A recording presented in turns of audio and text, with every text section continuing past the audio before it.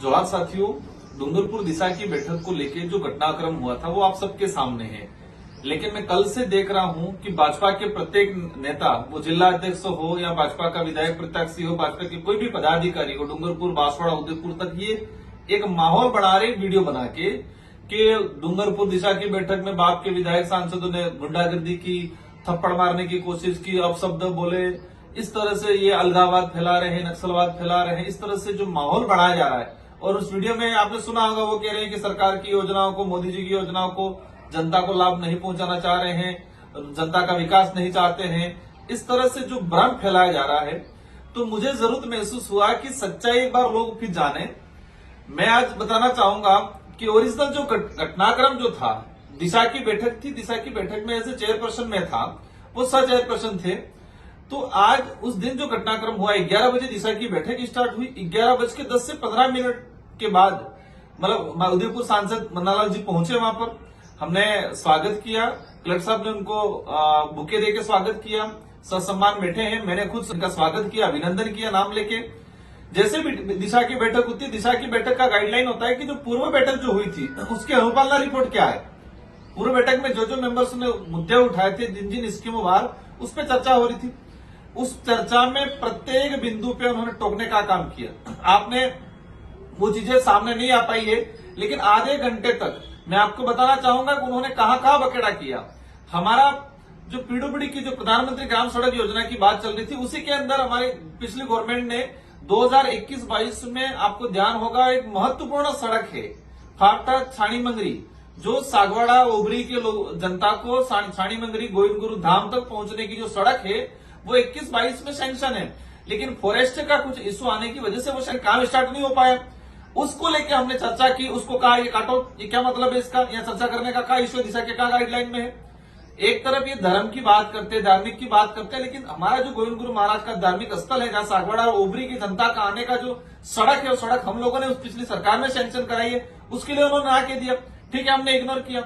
जैसे बात आई राजीविका महिला है, हमारे डूंगरपुर जिले में 2.5 से 3 लाख महिला आजीविका समूह से जुड़ी हुई है, और टोटल 34 समूह है। 34 समूहों को लेकर पिछले साल भर से मैं प्रयासरत हूं कि सारे सीएलएफ जो हैं, इन सीएलएफ के लिए भवन बने, इनका शौचालय बने। क्योंकि हम जाते हैं, आज ये भाजपा के नेता कहते हैं कि नारी शक्ति का सम्मान, महिलाओं का सम्मान, स्वच्छ भारत सम्मान, और जब भी उनको गांव के अंदर, मीटिंगों के अंदर भीड़ की जरूरत पड़ती है, तो पहली कड़ी राजीविका महिलाओं को बुलाओ। राजीविका महिलाओं को सभा के लिए यूज किया जाता है, भाषण सुनने के लिए यूज किया जाता है, उनकी शोभा बढ़ाने के लिए यूज किया जाता है। लेकिन उनकी हालत क्या है, सीएलएफ की भवन नहीं बने, शौचालय जाने की स्थिति नहीं है। 200, 500 महिला 15 दिन के अंदर मीटिंग होती है उनकी, वो इकट्ठी होती है, लेकिन जाने की कोई व्यवस्था नहीं है। तो हमारा इसमें यह था, पिछली बैठक में कहा था कि जितनी जो सीएलएफ है, सारी सीएलओपी के लिए जमीन आवंटन हो, और जमीन आवंटन होने के बाद हम भी बजट देंगे, सरकार से भी लेंगे, एमएलए एमपी कोटे से भी देंगे। तो ये हमने इस मुद्दे को उन्होंने काट दिया, इसको क्या मतलब है, छोड़ो इसको, काटो, ये दिशा की गाइडलाइन में है, तो भी हमने इग्नोर किया, ठीक है, करते रहेंगे। जैसे आगे बात बढ़ती गई, आपने सुना होगा मिड डे मील जो है, मिड डे मील के दौरान जो दूध दिया जाता है स्कूलों के अंदर, अब ग्रामीण जनों से, परिजनों से कई जगह से हमारे पास शिकायत आई कि स्कूलों के अंदर जो दूध दिया जा रहा है, पैकिंग दूध जो आ रहा है, वो सही नहीं आ रहा है, बच्चे नहीं पी रहे। तो हमारा उद्देश्य तक दिशा की बैठक में एक प्रस्ताव ले और सरकार को भेजे कि अगर स्थानीय दूध जो गाय भैंस का है, तो उस दूध का भी उपयोग कर सकते हैं। जरूरी मतलब एक प्रतिबंध लगा रखा है कि सिर्फ आपको पाउडर जो पैकिंग आ रहा है वही पीना है। मतलब यहाँ का बच्चा क्या पिएगा वो तय ऊपर से किया जाएगा, तो बच्चे इंटरेस्ट नहीं ले रहे। तो हमने ये बात की, उन्होंने काट दिया इसको। और इसको लेके क्या माहौल बनाया गया कि राजकुमार रोज दोपहर का भोजन मिड डे मील बंद करना चाह रहा है, मतलब झूठ प्रचारित किया।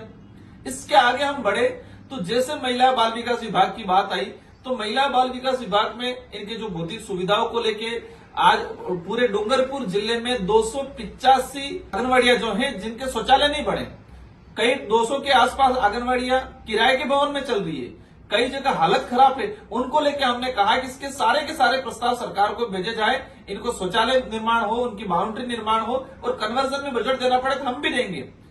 और फिर हमने कहा कि शिकायतें जो आई कि जो पैकिंग पोषाहार आ रहा है, मेरी आंगनबाड़ी अंदर कार्यकर्ता, हमारी जो सहायिका है, आंगनबाड़ी कार्यकर्ता है, आपके लिए क्या कहा उन्होंने कि राजकुमार रोज आंगनबाड़ी कार्यकर्ताओं को भ्रष्टाचार, भ्रष्ट कह रहा है, अपमानित कर रहा है, ये शब्द यूज किए उन्होंने, अभी कर रहे हैं ये। ओरिजिनल बात क्या थी? ओरिजिनल बात थी कि आंगनबाड़ी के अंदर जो पोषार वितरण हो रहा है, पहले जो हो रहा था कि स्वयं सहायता समूह के लोग बनाते थे, उस गांव के लोग बनाते थे, गर्म पोषार बनाते थे, बच्चों के टेस्ट के अनुरूप बनाते थे, बच्चों को खिलाते थे, बच्चे खाते थे। ये सच्चाई है, यही बात मैंने बोली। और मैंने ये कहा कि आज एक व्यक्ति तय कर रहा है कि राजस्थान के अंदर पढ़ने वाले, आंगनबाड़ी के अंदर पढ़ने वाले बच्चों को क्या खिलाया जाएगा। पैकिंग जो पोषार जो आ रहा है, मुरमुरे जो आ रही है, जो सामग्री जो आ रही है, इनका बच्चे नहीं खा रहे हैं, ये सच्चाई है, ये सच्चाई है। ग्रामीण आंगनबाड़ी कार्यकर्ता दबी आवाज में कहती है, बेचारी बोल नहीं पाती है। और इस कई बार पिछली बार हुआ था, जो ठेकेदार आंगनबाड़ी के अंदर पोषार वितरण कर रहा है, वो अधिकतर पोषार कई बार ये ब्लैकमेल करके गुजरात बेचते हैं और पशु आहार में उपयोग होता है। और कई जगह देखा होगा, अभिभावक भी ले जाते हैं तो पशु को खिलाते हैं, क्योंकि पशु आहार के रूप में बच्चे खाते नहीं, क्या करेंगे। अपने गांवों में देखा है कि जो अगर नहीं खा पाते तो पशु का जो होता है उसमें देते हैं। तो वो सच्चाई है। तो मेरा ये फैसला था कि दिशा की बैठक में प्रस्ताव लिया जाए कि 3 से 4 साल पहले जिस तरह से स्वयं सहायता समूह, ताकि स्थानीय लोगों को रोजगार मिले, यहां से सामग्री गेहूं है, सोयाबीन है, चावल खरीदे, ताकि यहाँ के लोगों को बजट मिले। तो ये इसको लेके हमने कहा कि प्रस्ताव बना के भेजे कि डूंगरपुर जिले में पूर्व की भांति स्वयं सहायता समूह आंगनबाड़ी कार्यकर्ता की मॉनिटरिंग में वो बनाएगी और बना के यहाँ के लोगों को, बच्चों को गर्म पोषार खिलाएगी। ये प्रस्ताव हमने रखा, उसको उन्होंने काट दिया। क्या मजाक बना रखा है, उल्टा सीधा बोलना शुरू कर दिया, तो भी हमने इग्नोर किया। जैसे आगे बात बढ़ी, जब जल जीवन मिशन की बात आई, जल जीवन मिशन में कितना काम हुआ है, कितना नहीं हुआ है, पानी कहाँ टंकियां बनी, क्या नहीं बनी, उस पर भी उन्होंने बात काटने की कोशिश की। इसी तरह हम लोग आगे बढ़े तो जैसे मूल जो बात आई थी, पीएचसी सीएचसी के अंदर साफ सफाई नहीं है, जिला चिकित्सालयों के अंदर साफ सफाई को लेके, पार्किंग को लेके जो इश्यू चल रहा था, हमने कहा कि सारी सीएचसी पीएचसी पे, विशेषकर कुआ पीएचसी और पीड पीएचसी को लेके बात उठी थी कि पहले वहां पर डिलीवरी पॉइंट था, वहां पर अच्छी ओपीडी हो रही थी, सुविधा मिल रही थी, लेकिन इस सरकार आने के बाद नहीं मिल रही है, सच्चाई है। इस बात को कहा तो उन्होंने फिर हंगामा खड़ा कर दिया। मतलब ये सारे जो इश्यू मूल रूप से जितने जो बड़े बड़े इश्यू थे, इन सारे इश्यू पे उन्होंने टोकने का काम किया। आप फिर बात आगे बढ़ी, रोजगार गारंटी को लेके पिछली बैठक में चर्चा हुई थी कि रोजगार गारंटी के तहत 100 दिवस पूरे होने चाहिए। आप सबकी जानकारी में होना चाहिए कि रोजगार गारंटी एक ऐसी योजना है जो कहा जाए कि डूंगरपुर, बांसवाड़ा, उदयपुर आदिवासी बाहुल्य क्षेत्र के लिए लाइफलाइन थी, यहाँ के लोगों के लिए एक बड़ा सहारा था। तो इसमें इस सरकार आने के बाद अभी जो स्थिति बनी है कि डूंगरपुर जिले की डाटा की बात करें, क्योंकि दिशा की बैठक डूंगरपुर की थी, डूंगरपुर जिले की दिशा की बैठक में बात उठाई कि टोटल जॉब कार्ड कितने, 2.5 से 3 लाख जॉब कार्ड डूंगरपुर जिले के अंदर हैं टोटल, और कुछ एक्टिव 2.5 लाख के आसपास तो एक्टिव हैं, 2,65,000 के आसपास एक्टिव जॉब कार्ड है। हमने पूछा कि इतने जॉब कार्ड है, कितने परिवारों ने 100 दिन पूरे किए, उन्होंने तुरंत काट दिया। मोदी जी 125 दिन दे रहे, ये योजना बंद हो गई, अब तो जयराम जी आ गया। तो मैंने कहा ठीक है, आपकी सरकार है, आप 125 दिन देने की बात कर रहे हो, लेकिन इस साल कितने लोगों को 100 दिन भी पूरा दिया नहीं दिया। आंकड़ा सामने आया, 2800, मात्र 2800 लोगों को 100 दिन पूरे हुए हैं। और जॉब कार्ड कितने, 3 लाख के आसपास। ऊंट के मुंह में जीरा, 100 दिवस पूरे नहीं हो पाए डूंगरपुर जिले में, उसको उनके काट दिया। आज मेट कारीगरों को लेकर आप सभी जानते हो कि मैं लोकसभा में भी इस बात को उठाया, मैंने केंद्रीय मंत्री जी हैं पंचायती ग्रामीण विकास, उनसे भी संपर्क किया मैंने। उन्होंने कहा कि वहां से आपके बिल या फिर डाटा कोई कागज समय पे नहीं आए होंगे, बिल एमआईएस नहीं हुए होंगे, ये भी इशू रहा होगा। तो मेरा अधिकारियों का कहना था कि मार्च अप्रैल माह से मेट कारीगरों का भुगतान नहीं हुआ है। एक आज सरकारी कर्मचारी है, आज हम जनप्रतिनिधि है, अगर 1 तारीख से 5 तारीख के बीच में तनख्वाह नहीं आती है तो हमारा पूरा सिस्टम बिगड़ जाता है। मतलब हमारा जो मैनेजमेंट है, आर्थिक मैनेजमेंट पूरा खत्म हो जाता है। आदमी बौखलाहट, आदमी हालत खराब हो जाती है, इसके मांगने वाले इधर उधर उधारी वाले हालत खराब कर लेते हैं। अब एक हमारी ये स्थिति हो जाती है, कर्मचारी की स्थिति ये हो जाती है। तो जो मेट कारीगर जो पत्थर थापी उठा के मजदूरी कर रहा है, उसके 8-8 महीने, 1-1 साल हो गया, उनका भुगतान नहीं आया। तो मैंने अधिकारियों को पूछा कि कौन से माह से मेट कारीगरों का भुगतान पेंडिंग है और इसमें आपकी गलती है या सरकार की गलती है, क्योंकि सरकार कह रही है कि बिल एमआईएस नहीं कर रहे, आप कह रहे हो सरकार नहीं। तो मैं जानना चाह रहा था, उस पर उन्होंने कहा क्या क्या कर रखा है। मैंने कहा पूर्व बैठक की अनुपालना रिपोर्ट में उन्होंने कहा कि पूर्व बैठक तो बखाड़ा थी, मतलब कबाड़ा था, कबाड़ा, पूर्व बैठक तो घोटाला थी। फिर इसी बात को आगे मैंने कहा ठीक है, मैंने जानना चाहा कि डूंगरपुर जिले के अंदर आज सामग्री मद का भुगतान नहीं हुआ है, आज सरपंच ठेकेदार हालत खराब है इनकी, उसको लेके मैं लड़ा हूं आगे। मैं जानना चाह रहा था कि आपकी तरफ से कुछ कमी तो नहीं रही है, कितने समय से बाकी है। पूरे डूंगरपुर जिले में ना करते 100-150 करोड़ रुपया पेंडिंग होगा, नेट, कारीगर, सामग्री सब मिला के।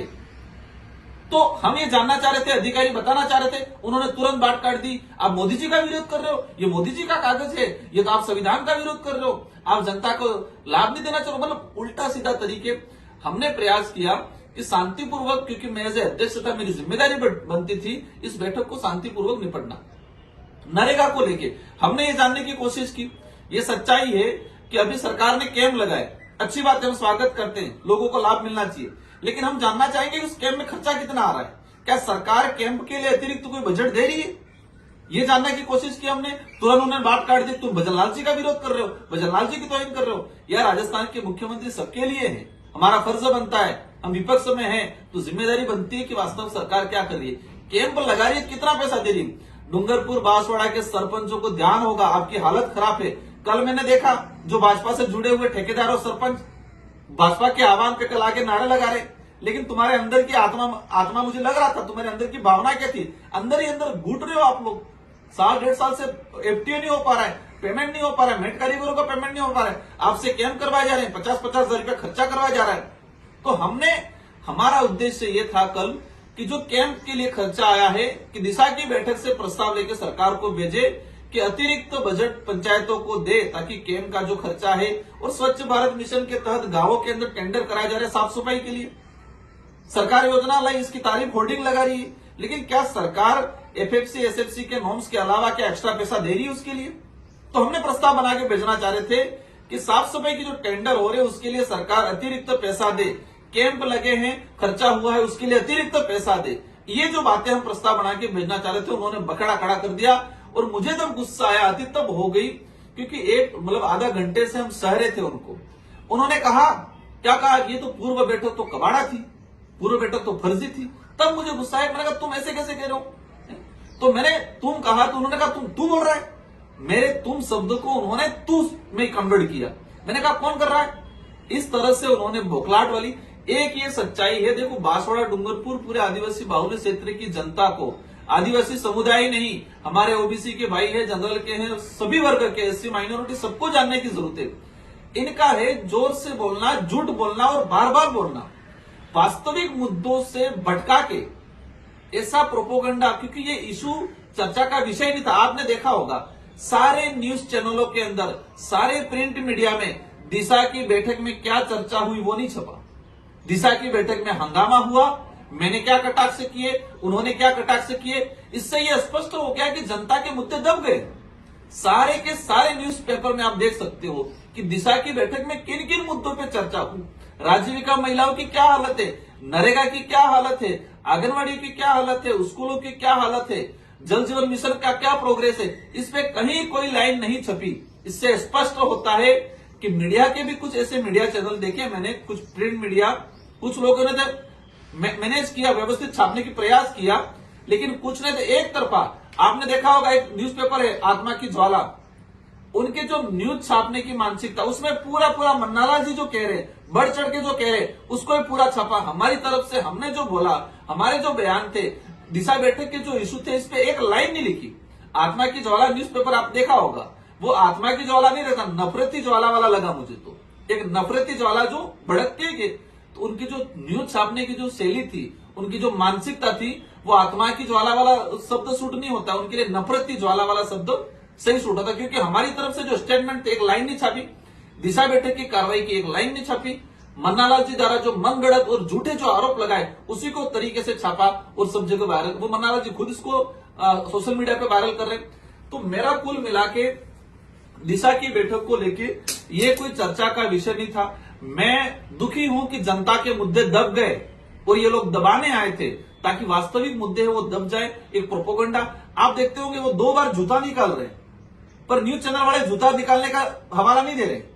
राजकुमार थप्पड़ मारा, राजकुमार का थप्पड़ मारा, कहा थप्पड़, उन्होंने जितने हत्या की स्पष्ट दिख रहा है। ये न्यूज चैनल मीडिया के साथियों को भी मेरा अनुरोध है, आप देश का चौथा स्तंभ हो, आपकी जिम्मेदारी बनती है कि सच्चाई को दिखाए, हकीकत को दिखाए। आप किसी के दबाव में आके, किसी के लालच में आके झूठ प्रचारित करके जनता को गुमराह करने का काम नहीं करे। जनता को ऑलरेडी मीडिया पे कुछ विश्वास हट गया है, थोड़ा बहुत बचा है, उसको भी जिंदा रखो उसको, और हकीकत जनता के सामने उसको पेश करो। तो मेरा, आपने देखा होगा हमारे आसपुर विधायक जी ने वो चप्पल निकाल रहे बार बार, आमने मेरे सामने टकराने की कोशिश कर रहे हैं। तो आसपुर विधायक जी ने कहा कि भाई आपको लड़ाई करने के बाहर आ जाओ। अब बाहर ये माहौल बनाया जा रहा है, राजकुमार मेरे को थप्पड़ मारने आ रहा था, उमेश मेरे को धमकी दे रहा था, जान मारने की धमकी दे रहा है, अलगाववाद फैला। क्या नरेगा मजदूरों की आवाज उठाना ना अलगाववाद है? राजीविका की महिलाओं की समस्या का समाधान करने की बात उठाना क्या अलगाववाद है? आंगनबाड़ी में पोषाहार सही नहीं मिल रहा है, मिड डे मील में दूध ठीक नहीं आ रहा है, इस बातों को उठाना क्या वो अलगाववाद है? अगर मेरा जहां तक समझ में आया, भाजपा के नेताओं का एक एजेंडा बना हुआ, जो जनता के वाजिब मुद्दों पे जो चर्चा करेगा, ऐसे लोगों को अलगाववाद की श्रेणी में लाना, ऐसे लोगों को गलत तरीके से पेश करना, बदनाम करने की इनकी नीति है। मेरा सभी साथियों से अनुरोध है, ये चर्चा का विषय नहीं था, लेकिन ये लोग झूठ प्रचारित कर रहे हैं तो उसको भी क्लियर करना जरूरी था। हमें हमारे क्षेत्र को आगे ले जाना है, हर क्षेत्र में, शिक्षा का क्षेत्र हो, स्वास्थ्य हो।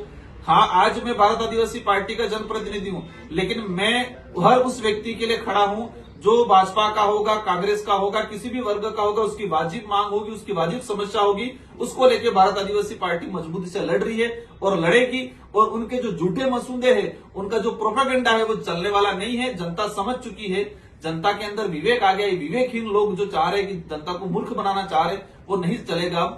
इसलिए सभी साथियों को समझना जरूरी था। ये बात जो सच्चाई है, उस सच्चाई को गांव गांव, घर घर तक पहुंचना भी जरूरी है। हमारी आंगनबाड़ी कार्यकर्ताओं के लिए कह रहे, राजकुमार आंगनबाड़ी कार्यकर्ताओं को भ्रष्ट कह रहा है, मतलब किस तरह से झूठ प्रचारित किया जा रहा है, इसको जानना जरूरी है। धन्यवाद, आभार, जोहार, जय बिल प्रदेश, जय संविधान।